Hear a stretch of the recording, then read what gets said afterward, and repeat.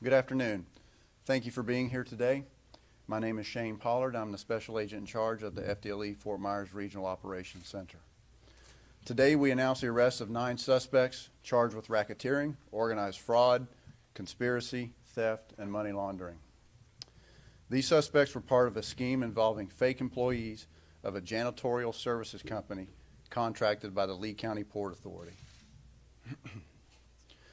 The Port Authority is the victim in this case that paid for janitorial services at our local airports, services that were never received and not even needed.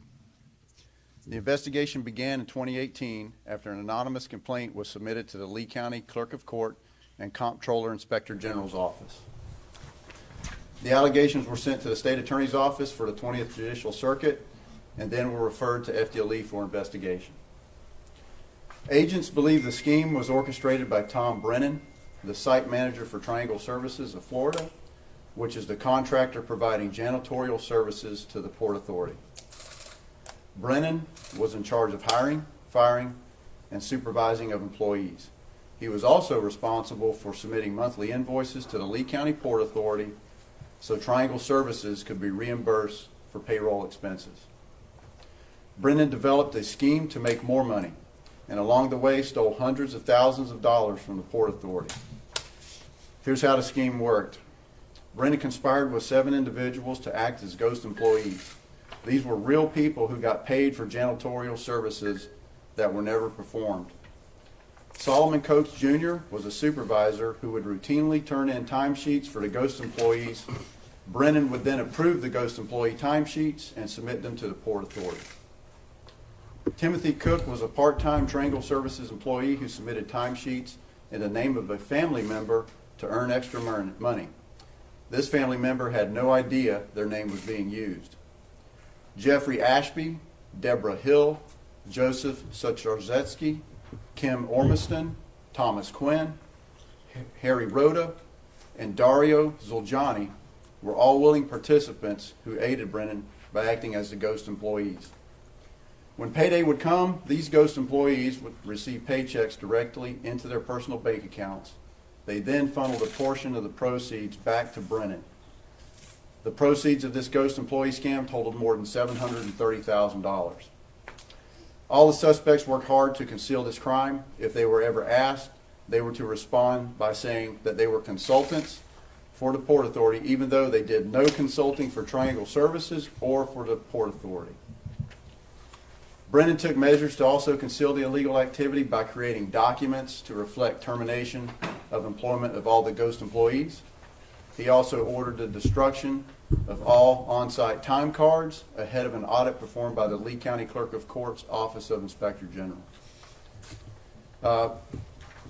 In that description, this case remains active and future arrests are likely. I also would like to take a moment to thank the Lee County Clerk of Courts, Linda Doggett, and her Inspector General's office for their excellent work in this case. Their auditors immediately noticed red flags, and their expertise was invaluable to agents working the investigation.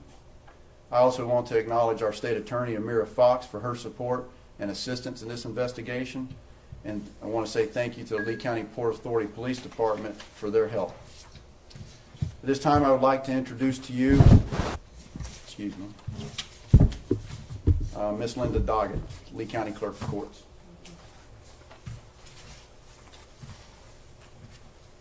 Tim Parks is the chief officer of our Inspector General's office, which includes the internal audit and the public integrity unit.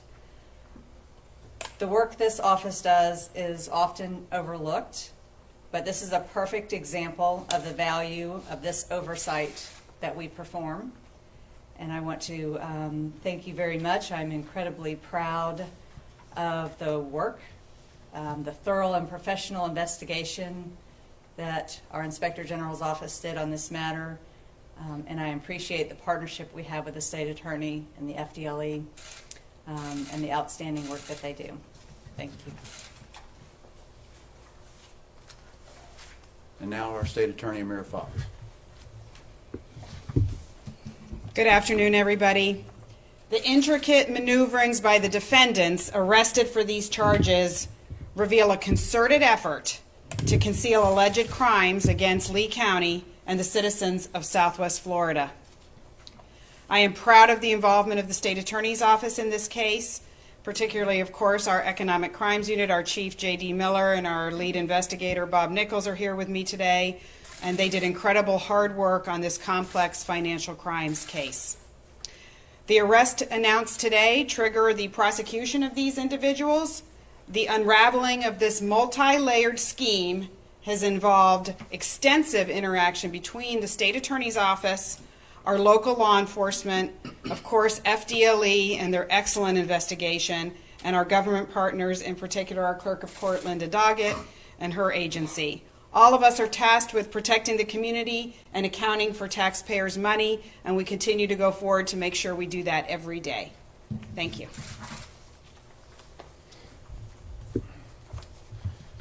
In closing, financial crimes are often complex, they are labor intensive, and sometimes difficult to prove.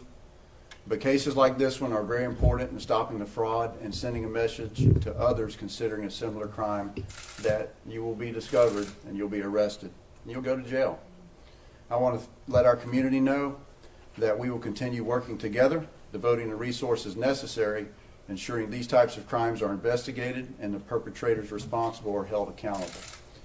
And with that, that will end our press conference.